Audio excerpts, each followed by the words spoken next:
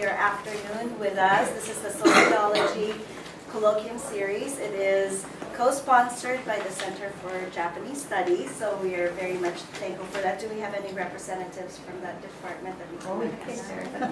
There's a few of us. All right. Thank you very much. So basically, this is our third presentation for the Colloquium Series. 2 days ago, we had a really great turnout with Dr. Ransdell-Green. We had about over 70 plus people who attended that event. And this is really, really great turnout as well. We wanted to introduce our new department chair, Dr. Patricia Steinhoff, who will then introduce our speaker for today. Thank you. Keith, sign in. Okay, I am delighted to introduce Professor David Slater from Sophia University. I've known him since he was a graduate student many years ago in Japan.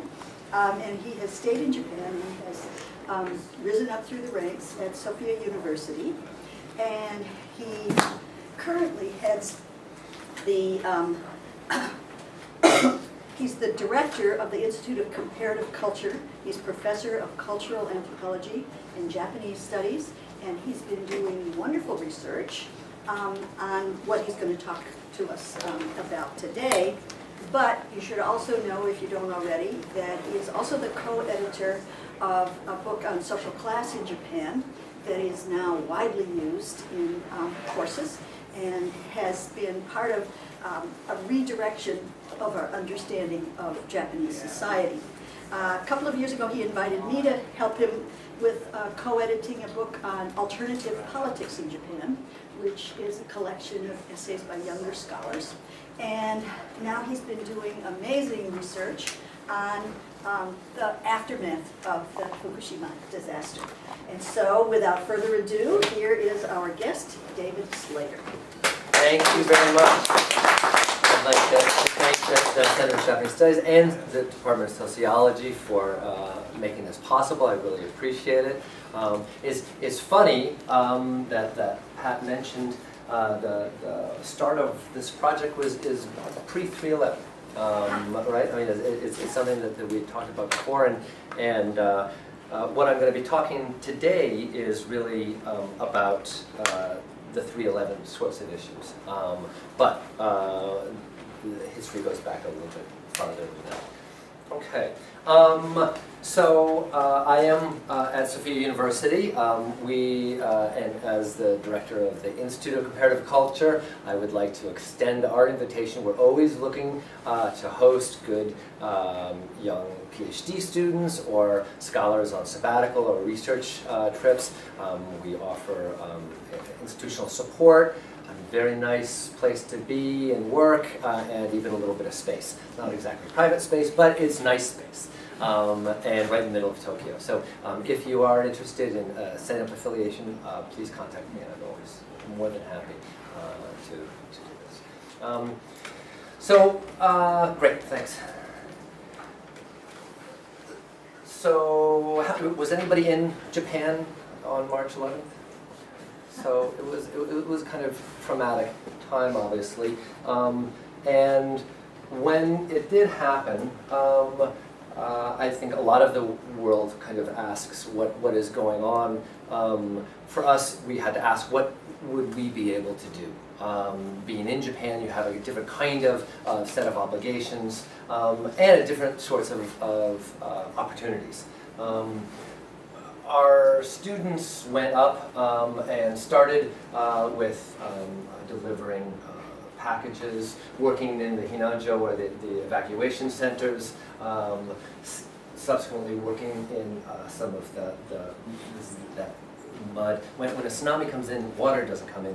It's this oily, viscous, toxic mud, even if it's not toxic because of Fukushima type toxins. And later on, working to rebuild. It's one of those times that as a professor, all those students who are kind of drowsily sitting through your class, suddenly they become revitalized and energized, and you're kind of proud that they're your students again, and you forgive them for falling asleep in your class. While this was while we were working up there doing volunteer work, a couple of things happened, and people started to pull us aside to say, you know, I have a story that I need to tell you because I see you have some camera equipment. The mass media is not telling the story. Come talk to me. And we started digging in the morning, taking the stories of people from all over the coast of the eastern coast of wherever we were working. And it ended up being an archive that we were building as we go, Tohoku Kara no Koe.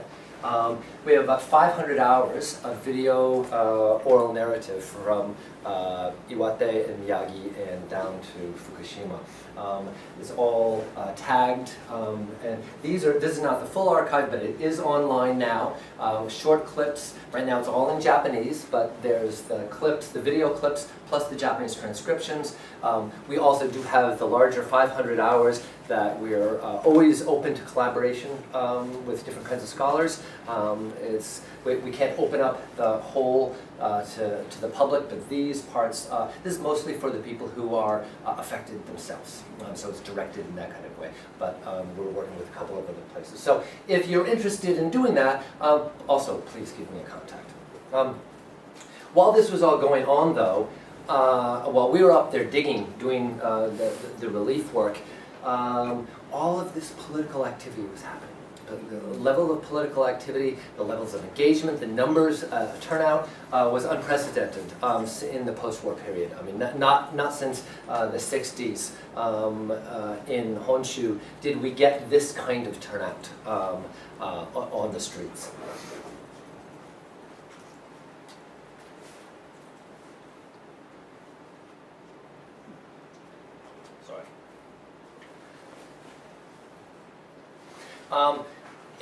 Just as interestingly, it wasn't as you can see from here, there's a whole bunch of people, whole bunch of activists working together, which is not always the case in Japan. A lot of times, the biggest enemy of the socialists is the communists, and they're fighting each other, even though ideologically they share maybe more than that separate them. Here, there's a possibility of working together in common cause in a way that was kind of unique. Not only that, the patterns of protest. If you look at the earlier protests, you look at the later protests, we see very different kinds of things. And exciting things in ways that resonate with Occupy movements and other kinds of movements, mostly in Europe, but also some in America as well. The institutional basis is also quite different. We're not looking at labor unions where you mobilize on the basis of your work patterns. You're not looking so much at NPOs, you're not looking at community organizations necessarily. It's a much broader and much more amorphous sort of a pattern of participation. Maybe most surprising, it has continued. Even now, obviously we're not getting the numbers, but even now every Friday, right on the dot from 6 to 8, we have our protest in front of the Prime Minister's residence that is still generating new members all the time. And this is 4 years, as most of you know, 4 years later. Our project now is working to document these new forms of social movements, protest cultures. We have 4 groups that we're working on now. The Kantemai demonstrations in front of the Prime Minister's office. There's a lawsuit against TEPCO and the city of the prefecture of Fukushima. There is the Occupy tents, which is also down in Tokyo before they were dismantled, and women's voices, kind of a different pattern of women mobilizing, which is kind of a new and a different sort of way here. So this is the research group that we're working in. The kinds of questions we're asking is, how do we characterize these shifts? Are these post-bubble shifts? Are these post-3/11 shifts? How do we make a chronology? How do we situate the different things that we're seeing?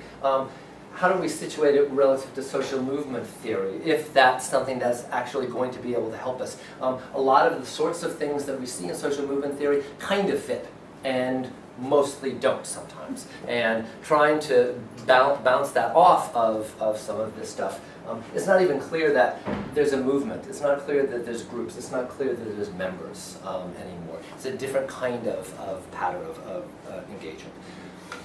today, what I'm going to be talking about really is the role of social media in this process, and how it functioned in the immediate post-disaster context, and how that morphed into and supplied kind of constituent networks that enabled social protests to emerge. I am an ethnographer, very much on the ground. The stuff that I'm going to be presenting is based on my relief work and talking to people as I'm doing relief, some formal ethnography, and more recently systematic interviews from the archives that I was telling you about before. If we look at the political potential, and here we're talking political with a small p, and what I understand here is the patterns of engagement, the patterns of connection, the ideas that individuals will act outside of their normal, everyday sorts of pattern in order to identify and address either grievances or things in their lives that they don't see as going the way they should. This is a sort of politics. This is a very micro, small level politics that is a necessary first step in order to have something that in a more political science context would be called politics. This is kind of how anthropologists think of politics. A lot of the, and this is not social movements, SM here today will always mean social media. A lot of social media was at the center of these efforts. And they enabled people to make connections during that time that previously hadn't been made, and those connections ended up being constitutive of other kinds of activities. There's a big overlap between these two periods. It's very hard to imagine there would have been the same kind of political mobilization without the previous reaction to social media connections during the disaster. With a larger P, the kinds of social movements that I'm going to be talking about, they're certainly transgressive in the sense of allowing individuals to transgress the expectations and the boundaries within which they oftentimes expect and are expected of them. It also integrates the politics into an everyday, and social media has been instrumental in being able to, instead of having this politics as a separate realm that you participate in the same way you might be religious when you go to church. I'll be political when I go into this movement. We see a greater amount of integration and interpenetration between the political, what we think of political and everyday, in a way that it's almost hard to think of this as a distinct political domain anymore. The amount of interpenetration.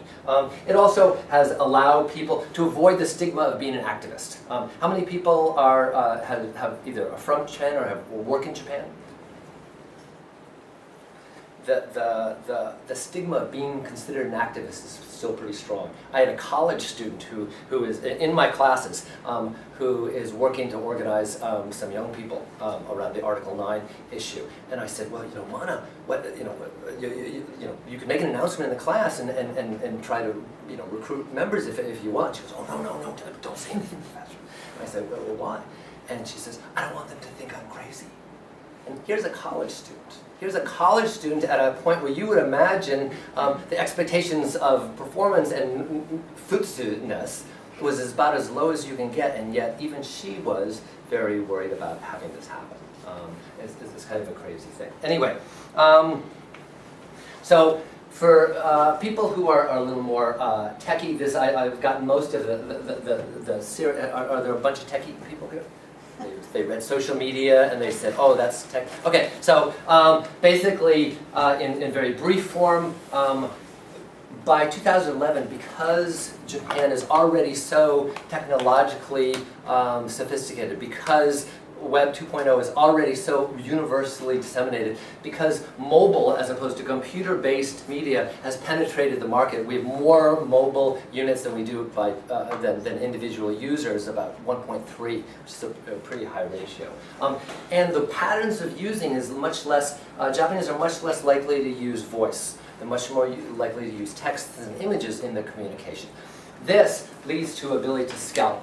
right? You can take text and images and put them into different kinds of media. You can put them into a blog, you can put them into a tweet in a way that verbal voice communication is not. So that the way people are using it, the things that they're using it, and the possibilities of distributing that enable larger penetration across different platforms.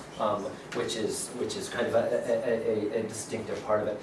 The prosumers, the line between who's producing and consuming information is largely dropping out.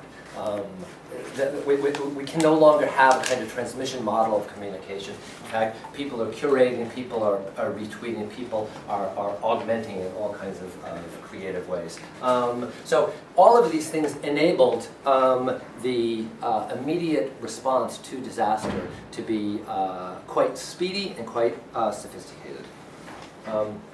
This is just for the first hour after the disaster. The pinks are the tweets and the greens are the retweets. Is kind of an amazing thing. In the beginning, this kind of tweeting information was the first way we figured out what was going on. There was no mass media up there. There was no camera crews up there. The first way we saw bodies, the first way we realized that the self-defense forces were up there and doing something, the first time we actually even saw wave. Was almost all from social media and the mass media picking up these images and putting them onto their broadcast, which up to that point was very unusual. In America, we do that a lot, I understand. You say so-and-so had his camera here, and that's how we know it happened. In Japanese mass media, that was much less common.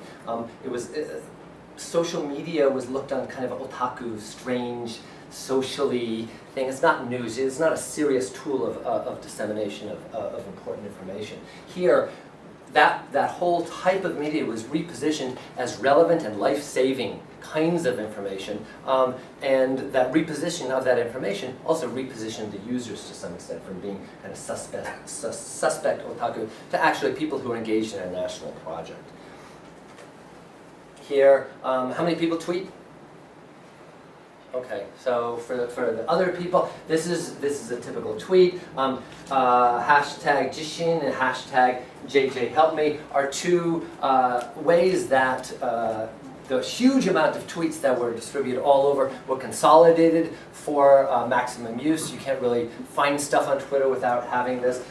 This was retweeted already by 77 others, and this is what a tweet, an emergency tweet, kind of looks like. It also can have images. This is one of the important images that was first circulated all through the mass media. Again, it came from social media first. These were the kinds of tweets. JJ, help me. My mother and uncle are stranded on the second floor of Koyama's house. Anybody around the area, please save them. They are very scared without light. And there's a fire nearby the house. Somebody please contact the fire station. Right after the tsunami struck, taken from my second, I don't know, he must have two houses, I'm not really sure. We are stranded in the middle of water, please save us. This sending out of help, asking for strangers for help, is not something that happens very often in Japanese society.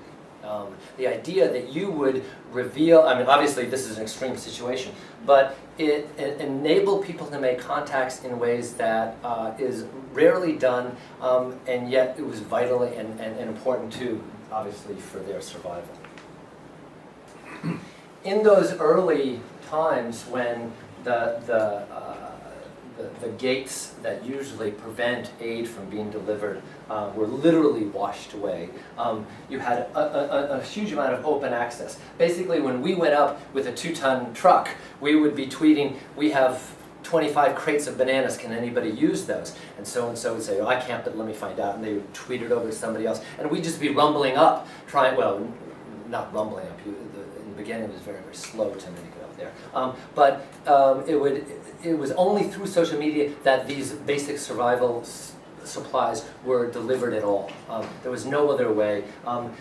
One of the things that this resulted in, local people in the community up in north who had access and technological sophistication, but situated themselves as local players. That suddenly they might not be the head of the community, they might not be the head of the evacuation center. But if they had Twitter, if they had an ability to redistribute this information effectively, they were kind of brokers of the thing that people needed most, which is basic food and necessities. These connections actually ended up being important for some years after. The experience of tweeting, whether it's up there or whether it's down here, this is from a survey that we did. I never thought my tweets would actually do anything, have any meaning, but actually it saved people. It felt good. It's a lot of responsibility to retweet information. I need to make sure what I retweet is correct. Sometimes that is pressure. Some of these friends are the ones I trust the most because we work together. And she's talking about somebody she's never met. She's talking about somebody who she has in either, I don't remember if it's a Facebook group or it's a Twitter follower. These are the kinds of connections that they're able to make through social media in a time of crisis that becomes so important that they start becoming more important than the other kinds of relationships that they see in their everyday life. Here is an example. Here is a evacuation center. All people don't know each other. This is all strangers, and for a long time couldn't even talk to each other. These are country people who are up in sitting next to each other. People they would never ever do. They could spend weeks without saying a single word to the person next to them. They're older people, they're private people, and to have their life exposed like that was a very disorienting experience. This was way up in Iwate, so it was hard to get any kind of aid up there. Through social media, they did kind of a survey, figured out what it is that people needed, sent it down to Tokyo for a PTA. PTA started gathering stuff, bring it up there. Not only was their community recreated here, but then there was also this group that was basically PTAs basically help your kid save their reputation at school. But suddenly the PTA itself was transformed into a life-saving sort of body and organization. Again, making their own relationships different insofar as they're able to engage in an exchange of both information and goods. This is a more elaborate consolidator site. So we have both mapping, we have what is needed here, what is sought. You can kind of go back and forth. This started in Haiti with the disaster there, and people would start putting in their stuff.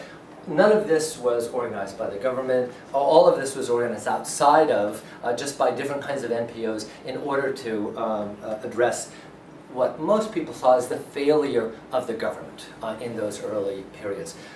One of the things that is interesting is not, people who are tweeting, it's not just we're doing something, we're taking responsibility for our own lives. For most of these people, the first question is, where's my government? Why is my government not delivering these aids to me? And who are you? You person with big truck full of stuff. I'm not really sure who you are, and I'm not really confident about taking your stuff. But the second day you come over, you go, okay, I'll take that stuff, because clearly my government is not. So this was looked on by local people as a response to their own government failure, which is kind of shocking for a lot of local residents. Here, Facebook takes off. Facebook was not the largest social networking site in pre-3/11. That was Mixi, for those of you who are familiar with this. Facebook becomes, when I wanted to go up, the way I would do, I would type into one of the Facebook sites and say, I would like to go up. Is anybody going up on Thursday? Somebody would kind of go, yes, come, bring your own equipment. Our truck is leaving at 12 o'clock. If you have a license, that would be better. If you don't, please try to find somebody with a license. And all of this was done through Facebook as a way to get us together and get us up there. Now, this does create kind of odd bedfellows. In the mix, everyone is kind of networking themselves, working in different kinds of directions. Here, the Jieitai, obviously, as military, one of the things they want to do is engage militarily. This is a group called Peace Boat, which their kind of reason for being, is, at least earlier, is to oppose Article 9, oppose any change to the Japanese Constitution. And so to prevent the military from extending beyond Japan's borders. Obviously, most of the time these groups are tooth and nail enemies of each other. And yet here we were, at that point I was working with Peace Boat. Jieitai didn't ask me to join, but Peace Boat would let me join. And we were working together. But because we were both in our own separate networks, they didn't have to host us, we didn't have to cooperate with the enemy. We kind of coexist, working together. This is probably the result of 20 different groups coming together in order to find some sort of matsuri, is what was called at that time.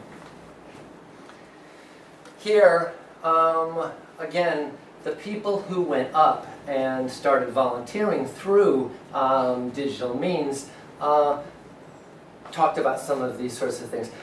There are not many chances you have to think about something and then do it, to actually act upon your own volition. This was a chance, some kind of action. This is almost all the people we talked to here were frita, people who are able to who are peripherally, marginally employed, and were able to walk away from their jobs and go up and volunteer. Some companies would send up whole groups of people, but it wasn't that common. Most of the volunteers in that early period were actually relatively marginal people within the society.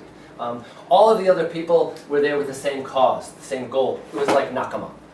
Which is kind of a Showa word, which means people who share your same destiny. All right? Very different from working in a 7-Eleven with someone. You would never consider the people who you're working in a 7-Eleven your nakama. You're just people who are working together. You don't share the same goal or desire or anything else. I learned the second time around I was a leader. People started to look up to me. Right away, we hooked up, and the Facebook page kept us informed. We'd meet afterwards just to drink and talk. We all want to go back. And most of them didn't go back, but the connections they did make on Facebook oftentimes were contained after.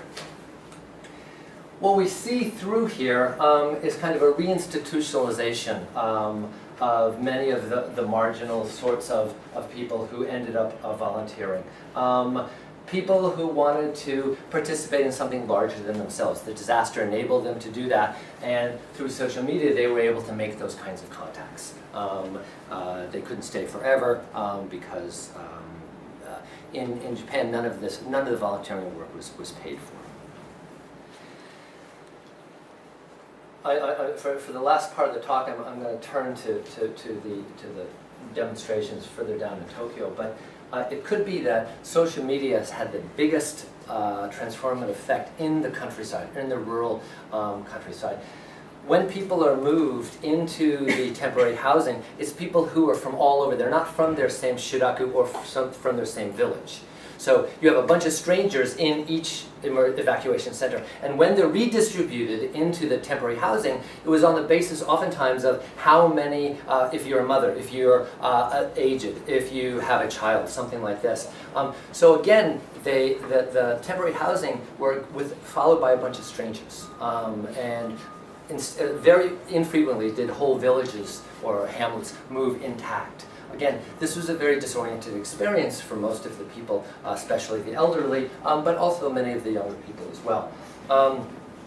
One of the ways they kept contact, one of the ways that the village itself stayed intact at all was through these Facebook pages, or through these Twitter accounts. So you would have a bunch of these old women who certainly never had a cell phone, suddenly learning how to use Twitter. These country people said, I don't like talking to people this way, but this is the only way I can talk to people. This is the only way I can maintain the connections with the people who are really part of the people that I need to live with. Here is a Facebook page of one of those called Yuriage, one of those groups. Even if the people are still spread out and almost 80% of the people are still displaced, this becomes the virtual village that is all they have until they reconstitute as an actual village, which is kind of hit or miss depending on how things are going. A lot of people just move away and never come back. Okay, this section of what's happening is kind of about how, when people engage in social media, how it's the production as opposed to the reception or consumption of it. This is, how many people know Sakurai-san? Right? Big hero, Minami Soba, although I was talking to, have you ever met him? He's just a working class guy. He was somebody who worked his way up and became the mayor of this town. And he made this video because their village, their area it had both tsunami and radiation problems. It was not only decimated by tsunami, but there was also radiation threats. And there was a border around, so nobody was bringing supplies in. None of the government agencies were bringing the supplies in. Moreover, they couldn't get information out in order to communicate to the government that our situation is really dire. So what's he do? He goes on to Facebook and makes an appeal outside to the rest of the world, just posts on Facebook. Which would be, it's kind of like a department chair here complaining to the whole world on YouTube, on YouTube, not Facebook, that you don't have enough supplies. Is jumping over so many layers of what is expected and what is actually sometimes required. Obviously, he was a pretty savvy guy. He presents himself, as you can kind of see, just in his work clothes, but somehow there was English subtitling on the YouTube video. So he had some sort of resources that he was able to mobilize. This went viral, and people all over the world were looking at, wow, Japanese government, he's very critical of the Japanese government. Japanese government is failing us, and we are dying because of it. Somebody afterwards, he became kind of a celebrity, and I was talking to somebody in Soma, the town next to it, and he goes, I don't know what's wrong with that guy. He thinks he's like Jesus Christ or something, right? Because he's gotten to be so famous. What I think this illustrates is a couple things. First, that this was not his intention. He had no idea that this would probably go viral. He was kind of calling out in the dark in much the same way that those tweets that we saw earlier on was a call in the dark for help. And yet it ends up going viral. It becomes a strong and important critique of the Japanese response to the disaster in a time when nobody was supposed to be critiquing anything. Everyone was supposed to be pulling their own, like, gambatteru, quietly suffering under what was a difficult situation for everybody. But it also, at the same time, it turns him into a hero, but also turns him into a dog. And this is one of the things, when you're connected to social media, the ripples are not something you can control. The ripples that go out are something that oftentimes work against you. He was, despite his heroic effort seen by some, he lost his position a year in. Here is, this is the next slide, is about reluctant politics.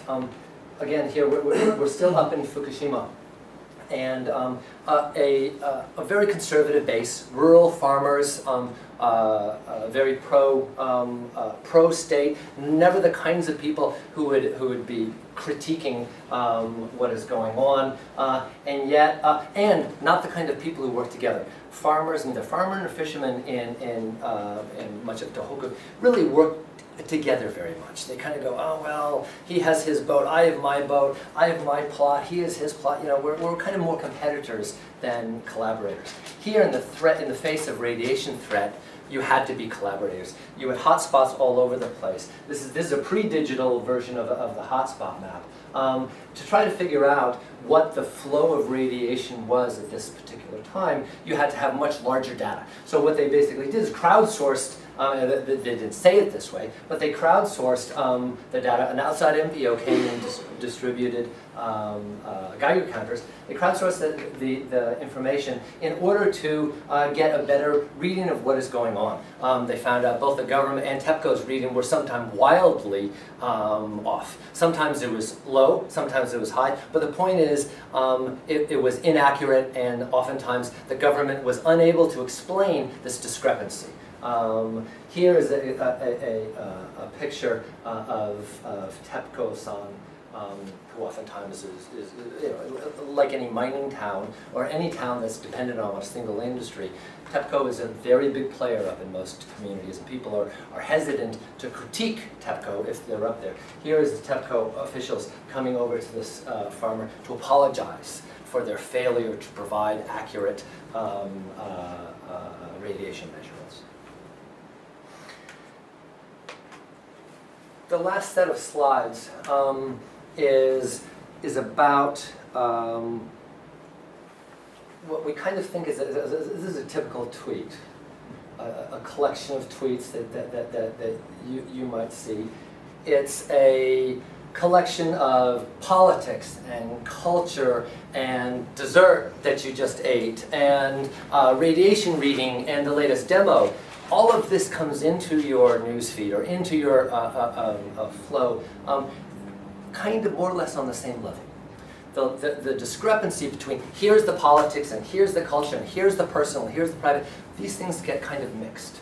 And social media has an invested capital interest in mixing these things. They don't want these things separate. They want to have these things all combined. And in fact, it works exactly like this. So when the farmers are looking to try to figure out what does radiation measurements mean, they will end up on extreme websites, extreme politically engaged websites that have an explanation of how to make radiation measurements, but also an explanation of Chernobyl, and also a definition of what hibakusha is, and the previous failures of the government to address these issues. And these farmers are just trying to figure out what this radio, like, is millisieverts different from becquerels, right? But because the information is embedded in this particular way, this becomes part of their awareness of what is going on. There's a farmer and his wife in Fukushima talking about the radiation measurements. She says, the male farmer says, sure, I wish the government had told us these numbers. And his wife said, or any numbers. Maybe they could not work the counters. And this is kind of a wry critique, right? And she says, well, they could have just looked at the blog, our blog that we've been keeping. I just counted them. So maybe I'm active, but I'm not an activist, right? This is in response to talking about some of the farmers in Fukushima by 2012 were saying something's wrong here. Our government is not protecting us, and we need to act. But the resistance of wanting to, the desire not to be labeled as an activist was so strong that they're put in kind of a difficult situation. Clearly his wife is less concerned about it. And a lot of women, one of the stories about this is a lot of the women had to take leadership roles in the radiation movement. And we kind of talk about that in the Q&A if people are interested. But he was much more resident. He didn't want to become involved quite to this level and didn't know what to do with it. Another two quotes. First one, again, from Fukushima. I just started trying to figure out the dangers of radiation. And little by little, I'm learning about Chernobyl and other activists. These are all connected. I did not get that before, right? These, even though they're living next to reactors for their whole life, this is not part of their awareness of what they're doing or the risk that they're taking. Maybe they know it, but don't think about it anymore. Maybe they just never thought about it. here's somebody who had the similar kind of experience by this juxtaposition, the media mix, we call it. I saw the pictures, and this is of Onagawa, still total destruction. But on the TV it said it was all Foucault and like all rebuilt, and I realized that I could not just believe what I saw in the mass media anymore. Again, this sounds, to speaking to an American audience, I think, where you assume that the media is kind of lying to you, and the government is listening to all of you. Oh no, that's true, right? The government is listening to you.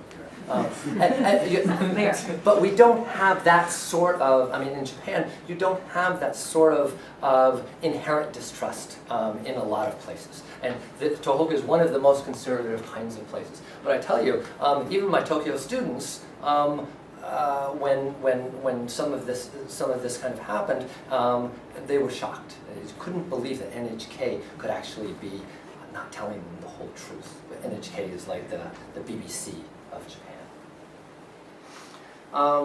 Here is one of the groups that actually we've been working with. I was telling you about. This is Genpatsu Iranai Fukushima no Onatachi. Women who against nuclear power. They have a catchy, soft, cuddly website, even though they are flat-out activists who organize die-ins and confront Diet members on the street. But because of the low cost, because of the wide reach and catchy graphics, they're able to recruit a whole lot of people.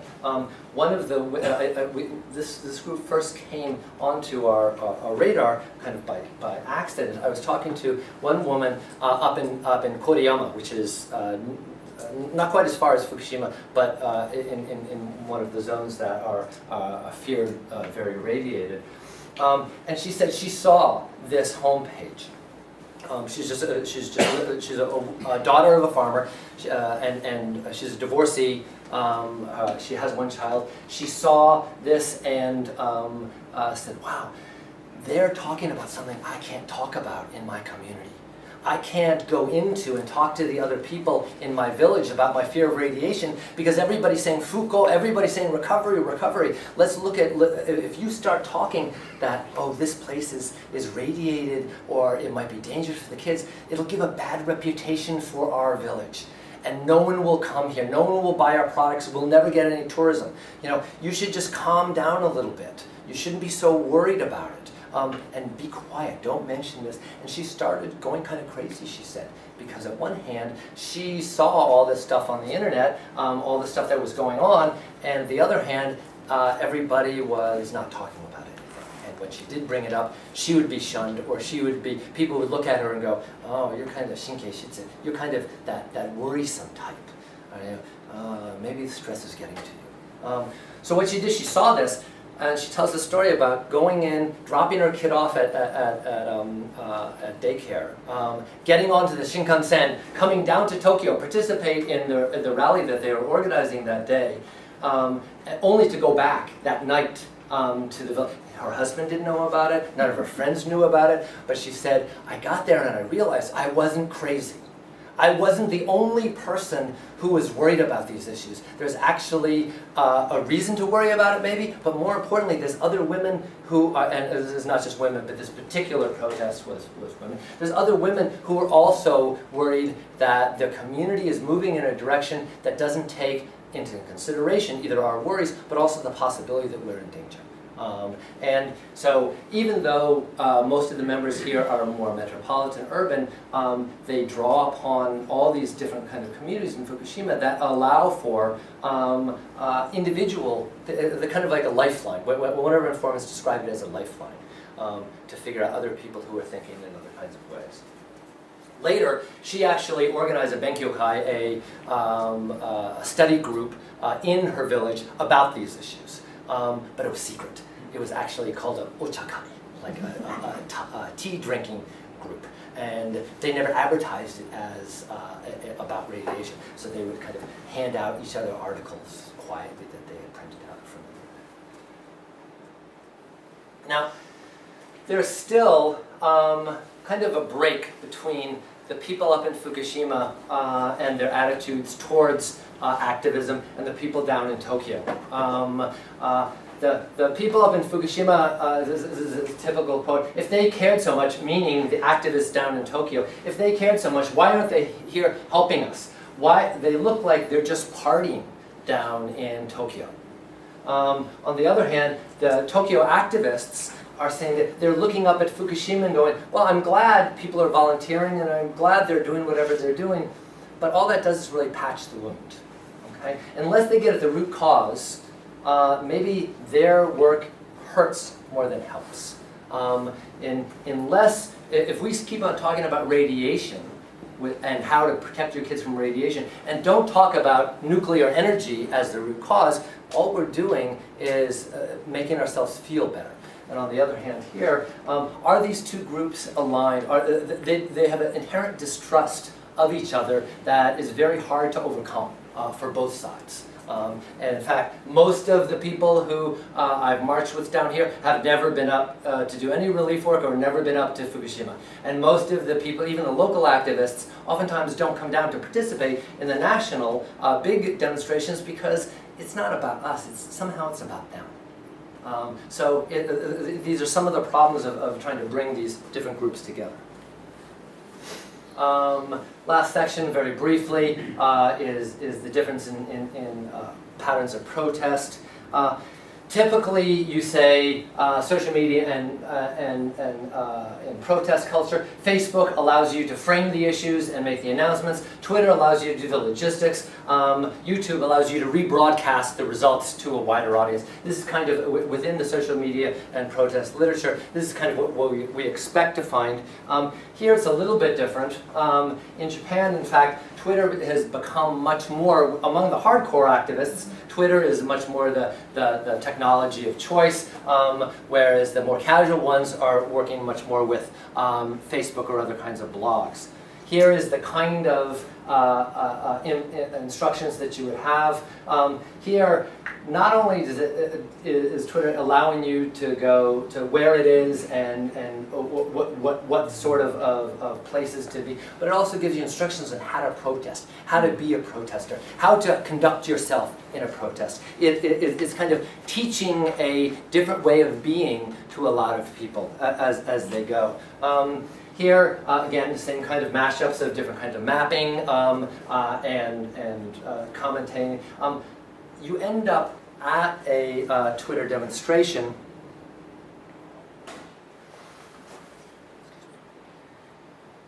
You end up at a Twitter demonstration, and they're actually called Twitno nukes.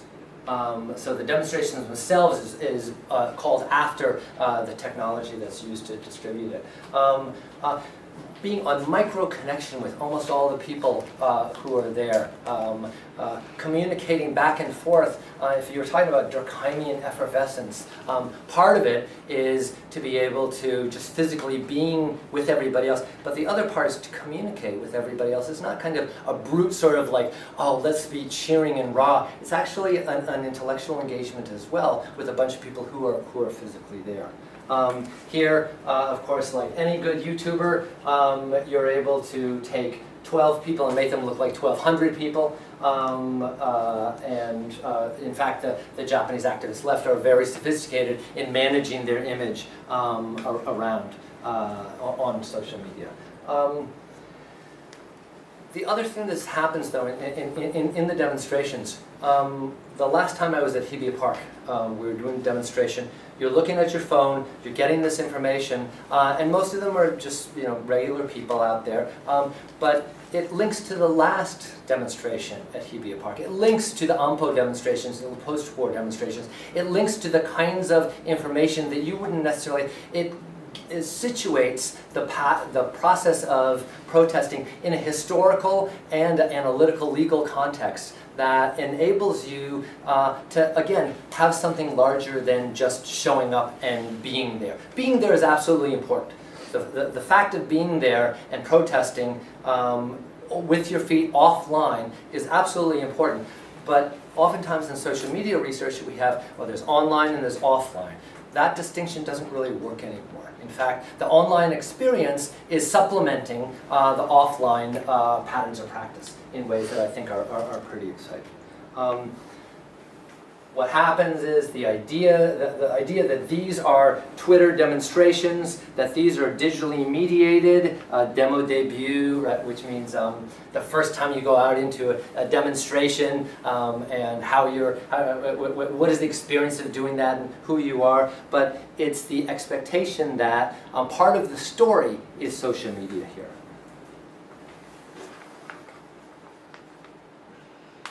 Okay, last couple of slides. To rethink some of the social movements terms, one of the things about social movement literature says you need to have a collective identity. A movement has to have a collective shared identity in order to become a player, in order to become an actor.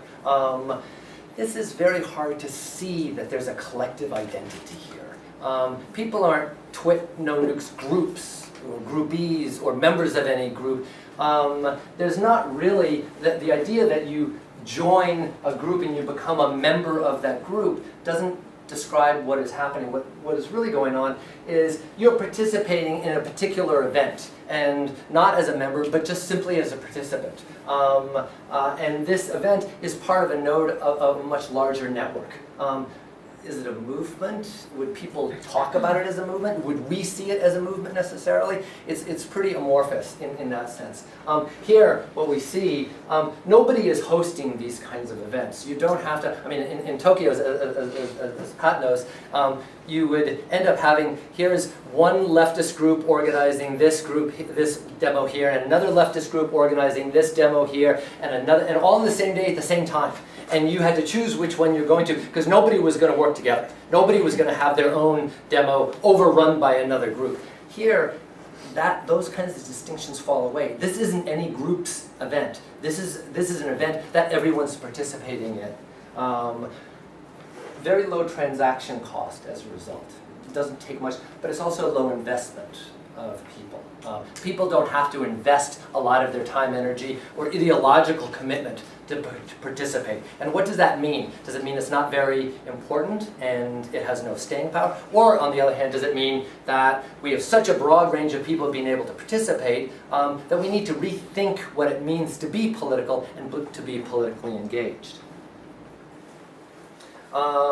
We see a deinstitutionalization, I think, of the message. There's not particular unions or churches creating this sort of message. One of the things we talk about in social movement theory is the importance of framing a message. But here, the message here is framed through a Twitter feed. It's framed by the successive posts of a whole bunch of different people trying to figure out where it's going. To talk about framing, again, is not exactly what's going on. It's a different sort of dynamic. We also see a fetishization of Twitter as a movement structure, as if our movement is organized just like the technology of Twitter is organized, which of course is not actually always the case. One of the results is that in any demonstration, it used to be you go to a demonstration and you would say, so, why are you here? Why are you here? You ask 20 people, and you probably get about 7 or 8 different answers, maybe. Maybe if it's a really good organization, only 3 or 4 different answers. Here, you get 20 different answers and 20 different people. One mom says, we're here because we're afraid. We don't know what to do. And another old environmentalist says, this is like the 60s, really, the freezer says, this is like the 60s, really cool, let's party, right? This is what we want to do. And an older environmentalist says, I'm not sure if these people, meaning these young people, even know why they're here.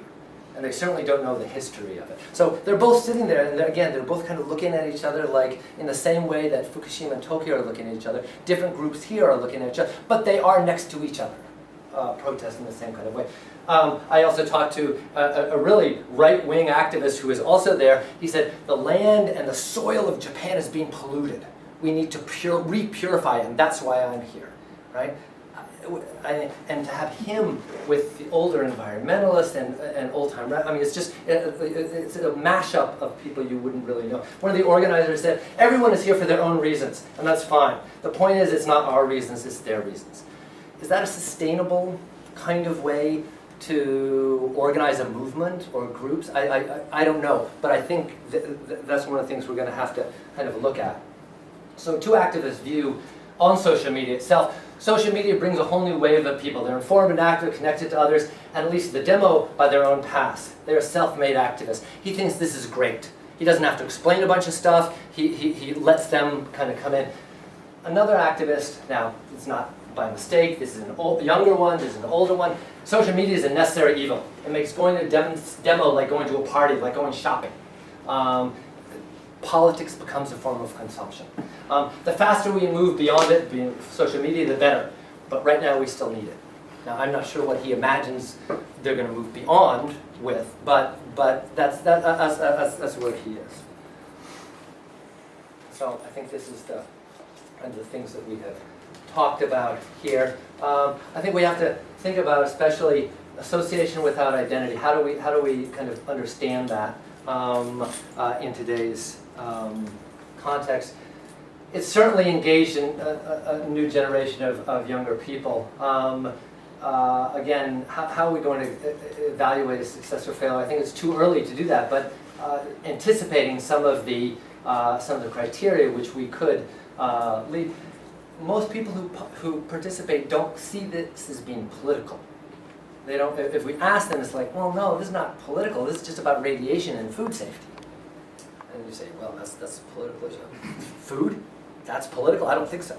Right? And so it's resistant to the idea that I would be suggesting that they are engaging in politics.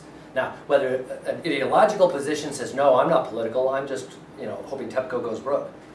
Right? Or whether it's actually somebody who is honestly doesn't see this as political and yet is still out on the demonstration, is an interesting thing. Is it a social movement? Does this divert from real politics? Does this actually hinder the possibility of actual old-fashioned political engagement? And is this actually not just besides the point, but is this retarding the possibility of politics?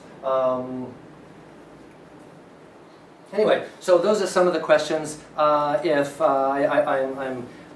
don't present that much outside of Japan, and sometimes when we're in Japan we have that little frog at the bottom of the well. So I really appreciate any kind of questions outside, if I didn't clarify it, or other ways of looking at this. Because right now we're sitting in Tokyo kind of going, what are we making of this? What can we make of this? What can we say of it? What should we be thinking about it? So I think that's it. Thanks. Thank you very much.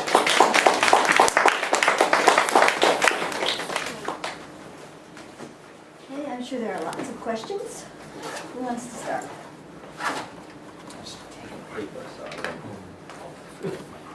Yeah, have you done any research comparing this with the Kobe earthquake and the relative absence of social media at that time? Of course, there are other differences. Yeah, no, there's all kinds. But actually, we're just coming out with an article on that. One of the interesting things is there was a lot of social media, but it wasn't digital in Kobe.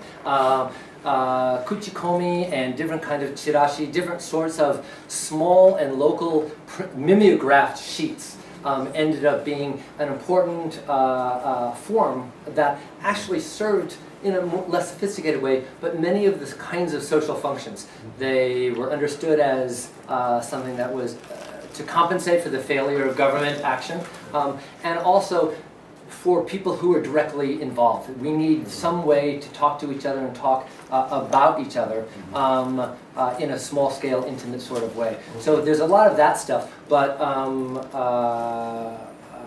that's about it that we did. Did you have something else in particular in mind that you? Well, I think that it does raise a question because a lot of those community communication through leaflets and so forth, it's sort of kind of seen as a kind of memoashi. Right. And so, but that's not how people will typically look at cyber activism in the West, or how social media is used in the West. Right. So to what extent is there actually cyber memoashi going on in you'll probably hear that term in my next article. Cyber Nemawashi. No, it's great. Nemawashi means binding roots, and the idea is to gain a consensus, an informal consensus on a particular issue prior to a formal meeting. And it was very important for many communities to come to those meetings with a relatively coherent position and voice, because once you get into a meeting with town officials or city officials, you're so overwhelmed that it's important to be able to have that before you go in. I think those same kinds of, at least up in Fukushima, those same kinds of functions are still being served. The more local is oftentimes still face-to-face. So when you have different communities in Koriyama or someplace who are trying to make changes with the city office, they won't necessarily, they'll have a homepage. I mean, everyone has a homepage now, right? But unless they have ochakai or face-to-face, they probably won't feel that they've prepared enough. But to the extent that this is about getting people into, to get people to protest the diet, in front of the diet, to protest against TEPCO, it does again serve that same function. Lonnie? May I add something about 1993, the Kobe earthquake? I was up in Sapporo when that happened, and I was trying to get down there. But this was the dawn of the internet, and so I couldn't find any way, I didn't know who to contact. I had to call down to Kobe, but who do you call? Because the phone lines are down, right? Eventually, through a friend of a friend of a friend, using telephones, we managed to find, yes, telephones, back then, managed to find somebody that would say, okay, well, this is where you would go. So I just on faith jumped on a ferry, went down there, arrived, walked in, say, okay, here I am, what can I do? Yeah. But my point is that the very same dynamics that you're seeing in your research were still there in 1993. We published, one of the big aid workers who works at a big food bank, Second Harvest Japan, talked about the idiocy of some of these gatekeepers. He said, you come up with 100 bentos into this village, and the guy says, oh well, we have 101 people in this evacuation center, and unless we have something for everybody, we can't accept any of it. And you know, it's unfair. And so the guy's going, so you're turning away 100 bentos because I don't have 101, even though nobody has been here for 2 days? And that's the kind of things that once the local government did get it accepted, and I'm totally sympathetic. You can't unequally distribute food in a disaster situation. That's absolutely true. But it does, that same logic results in people going hungry and food going to waste. It's because we were able in the beginning just to have social media connections outside of all of the bureaucracy, we did a lot better. Once the government got reset up, then the work was more about digging out, digging all the mud out of the houses and that kind of stuff. And that's not a life and death thing. That's not something that has to happen right away. And as long as there was time, the government did a pretty good job in distributing that kind of labor to dig people out. But in the beginning, they were either absent or hurt the effort, actually. Lonnie? Yeah, this is all very fascinating, and I think appreciate the way you brought a lot of clarity to the things I've been reading about and so forth. But to kind of pick up where you left off, and maybe you already started answering this question, but so you were talking about how, what can the social movements, how can they adapt so that they can have a true political impact? We can also look at it from the other way, other direction, and ask, what can the government or the political system, the party system do? How can it adapt itself to this new social movement, or whatever you want to call it, environment? So I guess my question is, have you seen any signs of that sort of adaptation on the part of the government or the state going on, or is it, all back to the status quo ante? Well, as I said, I'm a mud digging volunteer and a grassroots ethnographer, so I'm probably the wrong person to ask about the government response. But if you ask some of my informants, they would go, "Hey, look at all the reactors that aren't started." It's like that's the result of the government taking recognition of the power of oppositional voices organized in social movements. It's a very hard thing to correlate co-occurrence and establish causality. Is that why they're doing it? If there weren't such a huge outpour of critical voices, wouldn't we already have all of those reactors pretty much back up and going? I would imagine so, but I don't know. One interesting thing, and this talks about framing. We were talking to somebody who, and this goes back to the the women who are against nuclear power. They framed their group. We're not political. We're just trying to protect our children. But we're not just, most women, it's okay for women to talk about radiation because that's a women's thing, it's protecting their child. But it's not okay to talk about nuclear power because that's a state thing, it's outside of your purview and your responsibility and your privilege to talk about. This group of women says no. We are worried about our children. We're mothers and we're trying to protect our children and protect them from radiation. But to do that, we have to look at the root causes that are nuclear power. We were talking to somebody, an ex-representative from TEPCO, and he says, it's really tough to argue against those kinds of women. What TEPCO keeps on trying to do is say, oh, they're Marxists or they're anarchists. Because if they're Marxists or anarchists, we can dismiss them.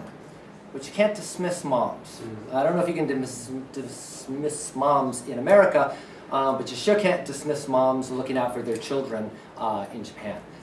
So to some extent, they are speaking a message that is effective and is heard by policymakers, at least to give them pause, at least to say, well, we can't just steamroll this right away. But again,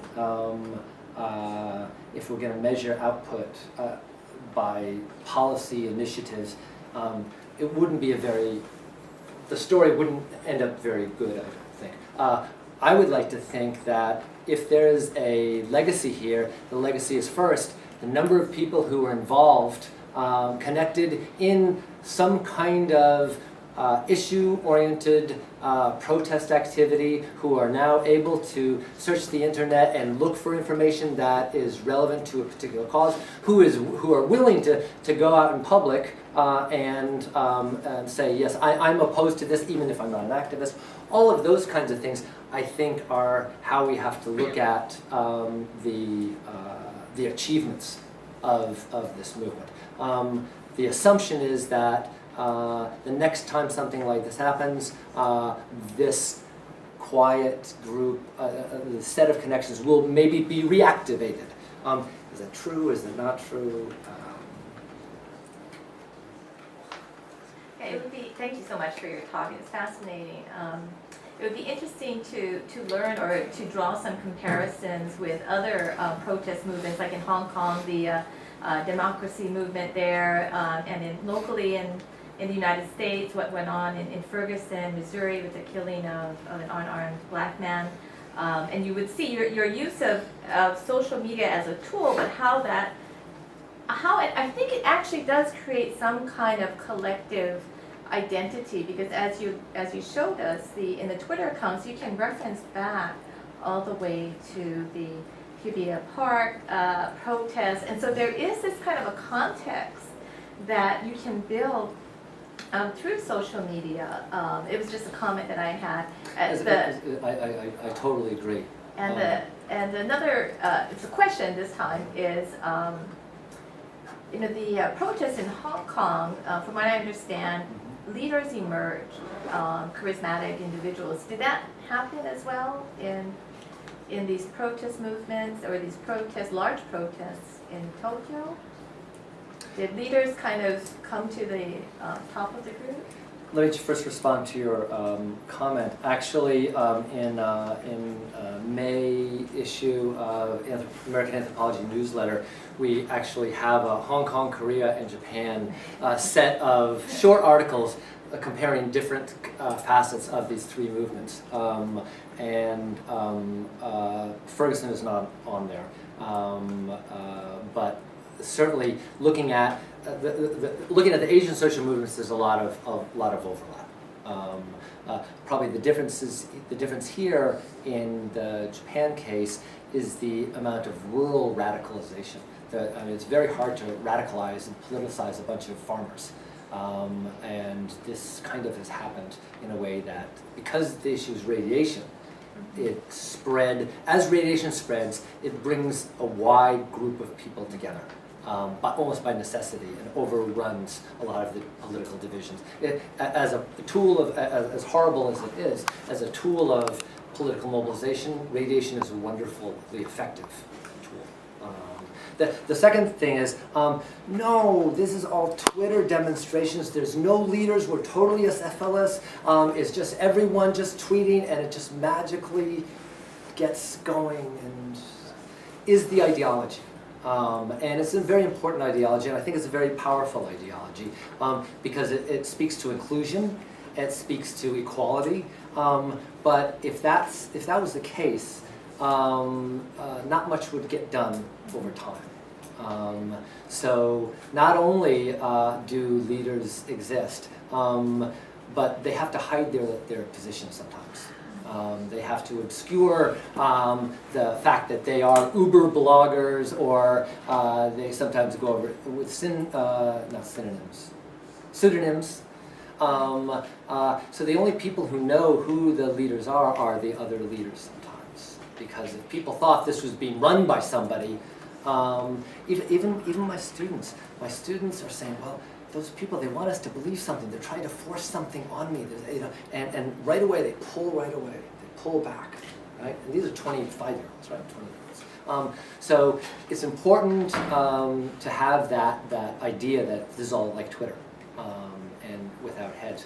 But obviously, there's all kinds of leaders, and those leaders do the same kinds of things that leaders in almost all social movements have done. They do it digitally. They're more influential in framing the message, less able to have an exclusive domain on that frame for the reasons that I said, which in some sense means they're even more important than if we're talking about union or a church. So yes, it's absolutely. I had one graduate student working on this, and he goes, "But I can't say that, right? Because if I say that, if I say there's a bunch of leaders, then they'll all think I'm a traitor." And I say, "Don't worry, no one's going to read your article." But that's not true. Actually, the other thing about these leaders is a lot of these leaders are not from unions. They're not from churches. These are academics. A lot of the leaders in this movement are sophisticated, techno, and from somehow peripheral academic sectors. So they are reading the things that we're writing, which is good or bad, I don't know. I have tenure, so it's okay. He doesn't have a job yet, so I'm not sure. But it's an important consideration when we're trying to figure it out. I have a question about the fact that social media were up and available. I was in Michigan when the big Northeast blackout happened several years ago, and within 3 hours, nobody's cell phone worked because there was no electricity and towers were down. How on earth were all these people able to use Twitter and all of these social media during this crisis? Yeah, as some of my activist friends like to say, particularly to me, we try not to use America as the little benchmark for our own performance, and I can see that. What happened in the immediate time, probably for about a day and a half, our phones were all dead, but the internet was all up and available. So the internet, we could use the internet. So when I was there, I couldn't use the phone, but I texted, because in Japan the phones automatically go from the voice line. If that gets blocked, it goes to the internet, right? And so I could text, and then if I do other sort of Viber or email, I was able to do that to figure out where other people are. It's a little bit different in that logistical sense. I'm not sure why. Like my dad's cell phone keeps on going down. Who lives in America? But outside of that day and a half period in 311, mine never goes down. You should all come to Japan where this stuff works. I have another technology question. You were saying that the leaders are really savvy about knowing how to use stuff. I guess for you, and then for some Compared to me anyway, they're pretty savvy. Yeah, A so low bar. for you, and then also for these old people that you were talking about in Tohoku, how difficult is it to learn how to navigate the social media? You know, when this first happened, and people started making proposals, says we can all connect by Twitter, or we can all connect by Facebook. You know, we all went, you know, I don't think so. But in fact, you have people figuring out. I mean, if your family, the people who you grew up with and who you've been together with for generations, are spread out all over in different temporary housing units in Tokyo, in Tohoku, and you need to get a fukuan or a plan to rebuild that has to come from the village, you need to be in contact. And even older people, they don't like it any more than maybe, you know, your grandfather or my father doesn't like it. The amount of people who learned how to do it for the first time now have cell phones and that sort of thing have gone way up. And they're able to do it in kind of surprising ways. Oftentimes it's a younger son or daughter helping them, but they do seem to be participating. It's between that and nothing. So. Yeah, so like even just to learn how to use that stuff, you also have people in the real world who like are your guru to tell you, oh, you go here, look at that. Yeah. Well, the same people, you know, Japan has a very strict, especially in rural Japan, has a very strict age grade hierarchy. And you move up through village society based on who dies last. Right? And one of the things is this is totally disrupted because everybody's spread out all over. Already the hierarchy and the coherence of the village structure is disintegrated. But now it's almost like a king system. The person who manages social media the best and can bring more supplies in and can bring companies in who want to invest in, that guy, is usually a guy, becomes the de facto most powerful person among the village life, which is really a huge transformation. It disrupts the entire hierarchy. The relationship from one family to another is all pretty much set in most of these places. So social media there among the older people also is transforming the social structure, actually. I was just going to say, I'm doing some research on social media, and the Pew Institute right now has a 2013 report where Facebook is kind of plateaued for users, except for those 65 and older. It's still going up. What happened was Mixi is another social media site. Mixi was the biggest social networking site before the earthquake. After a year, you saw Facebook overtake it. Now, students, young people are more. Did you guys use Line here? Yeah, so Line is very big. Other kinds of the diffusion of different kinds of blogging or data transmission things are all over the place, which it disrupts. Remember we talked about Facebook to frame the issues Twitter to organize the demonstrations and YouTube to, it's disrupting those first two steps.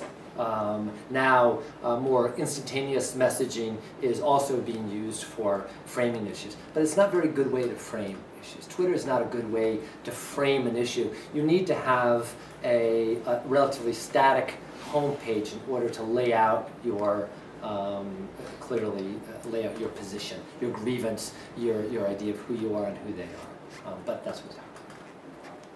Do you want me to? Yeah, go over. Yeah.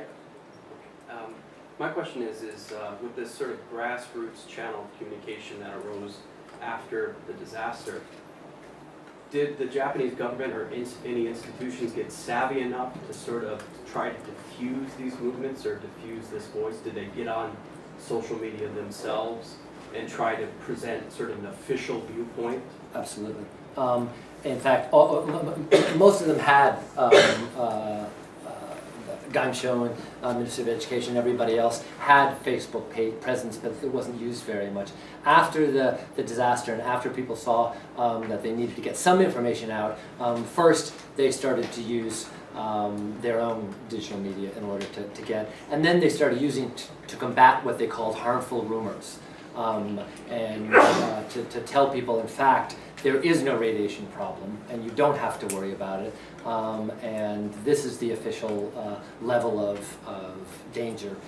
The problem is, as you probably know, just months after, a week after the event, they raised the level of the radiation that was considered safe.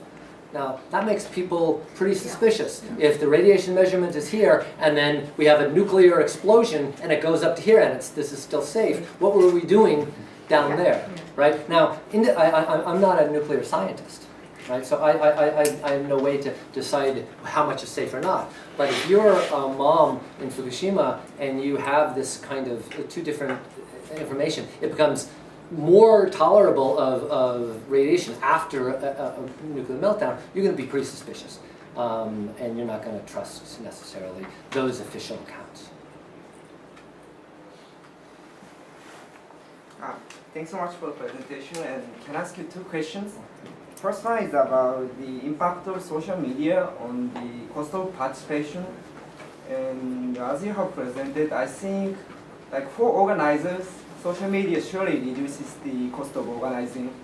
But at the same time, like for individuals who wants to participate in a social movement, like the impact of social media depends on their like social demography, I guess. Like if people don't have smartphones because they are old or because they are poor, like I think the cost of participation increases, I guess, or does not change at all. So like, but still like in demonstrations against the government or like Kantemai protests, like we see a lot of older people and not very rich people.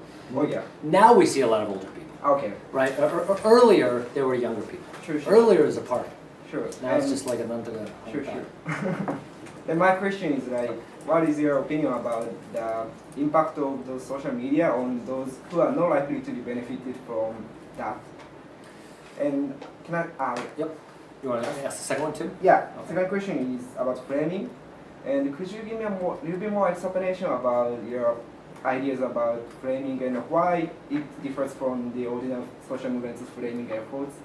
I think like perhaps the social media changes the way frame diffuses, but still it is the leaders of social movements like musicians, intellectuals, or I don't know, politicians who articulate frames after 3 or 4 Who do what frames? Articulate frames. So what is your opinion about that? First, I mean, Japan as a whole is at about 1.3 mobile devices per person. So that's a pretty, I mean, comparatively, that's a relatively high figure. Young people all have these devices anyway. And as I said, certainly up in the countryside, people start to adopt the social media and digital devices. The people who you're seeing at the Kantemai demonstrations now are mostly seasoned activists, people who are part of environmental groups way before 3/11, and most of them already had started using social media prior to 3/11. So it wasn't, they might not have been using Twitter, right? Which is a new thing for a lot of some of the people. But they still had a blog. Their group had some place where they sometimes could make comments, or they just had an email